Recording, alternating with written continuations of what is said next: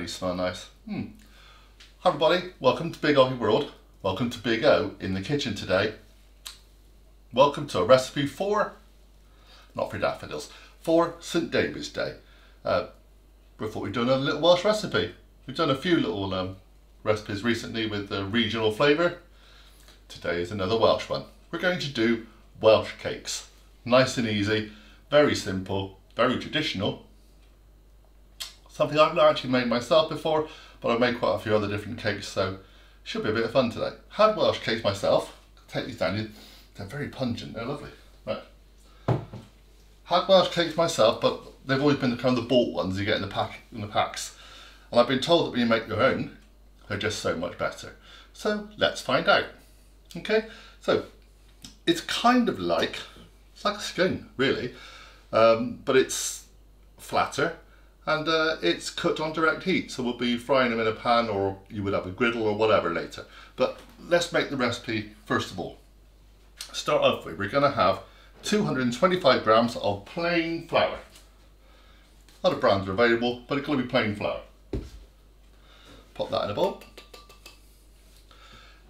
85 grams of caster sugar. We're using golden caster sugar.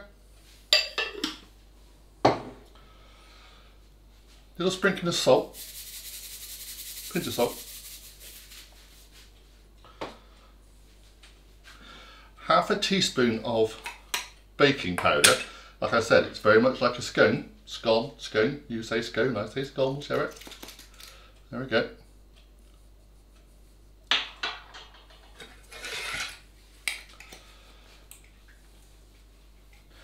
And for the flavourings, well, traditionally, I believe you could use mace. People use nutmeg, but if you don't have mace, which is quite an unusual flavour really, half a teaspoon of mixed spice will do. There we go. We can use mixed spice. Now, so that's your dry ingredients. So we're now going to add your fats. We are using, you can see this, we are using a mixture of butter and lard. Now you can get both vegetarian alternatives of lard, but it's really important that you use lard in this recipe, and we will actually be frying these off in lard. You can get recipes that have all butter, but traditionally I think they were actually all lard. So we're kind of doing a bit of both, okay? The lard will help the texture of the cake beautifully. It completely kind of change the dynamic. So we're going to pop this in, and then all we're going to do is rub all this together until we've got a kind of a dough. Yeah, I use my hands, why not? Rub all this together, same as you do any pastry or any shortcake kind of recipe, I guess. Just rub together the fats, the sugars and the flours. Now the fruit in this is going to be currants. I'm going to use, again traditionally, some people may say use sultanas. You can use what you like, let's be honest. It's your recipe. But we're using currants. Rather like currants because they're kind of, well, they're one of my favourite cakes, which is an Eccles cake. Might try and do one of those. I've done an Eccles cake on the channel yet. That'd be quite fun too. But gotta love a currant, little burst of flavour. So let me get all this mixed in and we'll come back to that stage. Okay, so now you should see that we've rubbed this together and it's now a crumbly mixture. To that we are going to add 50 grams of currants. And 1 beaten egg. There we go.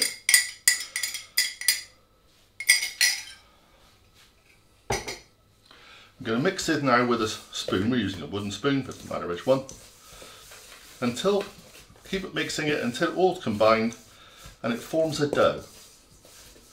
If you find it's not quite combining, like maybe your egg's slightly smaller or the ingredients are slightly drier than you expect, add just a touch of milk. But the intention is you are to make a dough. So, once I've done that, we'll come back. Won't take 2 minutes. So as you can see, I've not added any milk to this yet, and it's pretty much there. I'm just pressing this together. Those fats are all working, and well, we've pretty much got a dough.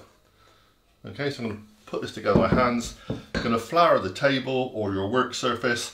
So we're going to roll it to about the thickness of your little finger. So that thick, okay? Little finger, not that thick, that thick. And then I'm going to cut them out, and then we're going to get something to fry them in, because that's what you're going to do today. It's a direct heat thing. Okay, so I'm just going to flour this board or work surface. There's your dough, nice sticky ball. Just shake that down a little bit.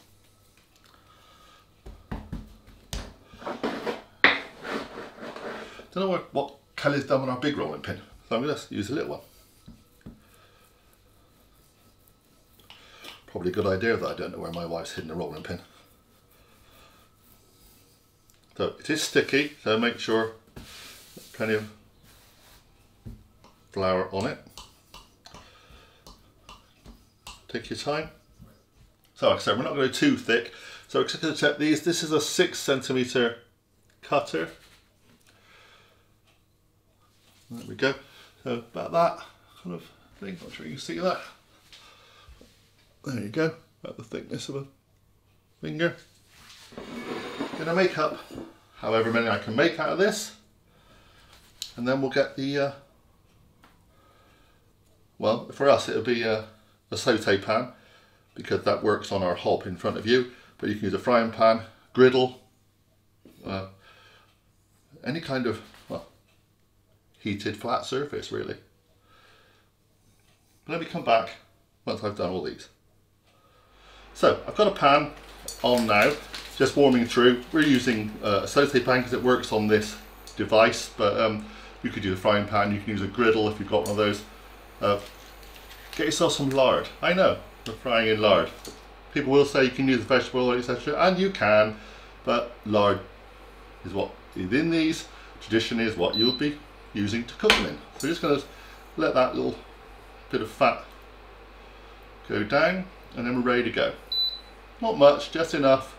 Because what you're actually doing is you're frying these. You're not putting these in the oven, nothing like that. These get fried. They are fried cakes. Okay, so just give that a few seconds, and then we'll be ready to go. Okay, let's go. So like I said, just a smear in there, just to keep it going off. It's a non-stick pan anyway, but it just works better with the taste. Pop these in. So do them in batches. If you've got plenty, obviously you've got a bigger pan, you probably do more. We're probably going to put, well, we'll do them in 6 and 7 because we've got 13. So let's start with those 6. Now all we have to do is wait. About 3 minutes, 3 to 4 minutes on either side, on a medium heat. Okay, nothing too harsh, just take your time. When they're lightly brown on both sides and they're cooked through, they're done. We'll plate them up, dust a bit of caster sugar on, and they're ready to eat. They will keep for about a week if you store them in an airtight container, but quite frankly, they're not going to last 5 minutes, are they really? Why not? They're going to be good. So, I'm going to fry these off, show them at the end of the picture, and we're done for the day. No point in you watching me fry a load of stuff. Thanks very much for watching, everybody. Please subscribe, please hit the notification bell, come and join us here on Big OGGIE World, join me on Big OGGIE Golf, and make some comments. Do you like Welsh cakes? Have you made your own? Have you tried them in shops when you've gone to Wales? Do you live in Wales? Am I close to a traditional recipe? I bet there's variations all over the place, and that's what happens. That's fine. Pop it over to our shop on Amazon, get paid a few pennies if you buy anything on it. It's called Big OGGIE Golf because that's the larger channel right now, but this one is growing really quickly. And but we have got lots and lots of our foodie things on there if you want to purchase any of the stuff that we use ourselves. Like I said, we make a few pennies out of it, which would be nice and it keeps the channel going. But most of all, enjoy the recipes. Enjoy cooking. There's so many mass-produced things out there nowadays. You don't need to do that, you just cook your own stuff. Just have fun doing it. Cooking's relaxing, cooking's fun. Certainly fun when you're in a kitchen with me, I'll tell you. That's on the dishes, it's fine, you'll be fine. So, I'll show you all at the end, but thanks so much for watching, I'll see you all again very soon. Happy St David's Day to all those that celebrate. I probably do know it in Welsh, but I can't pronounce it very well. Sorry. Bye everybody.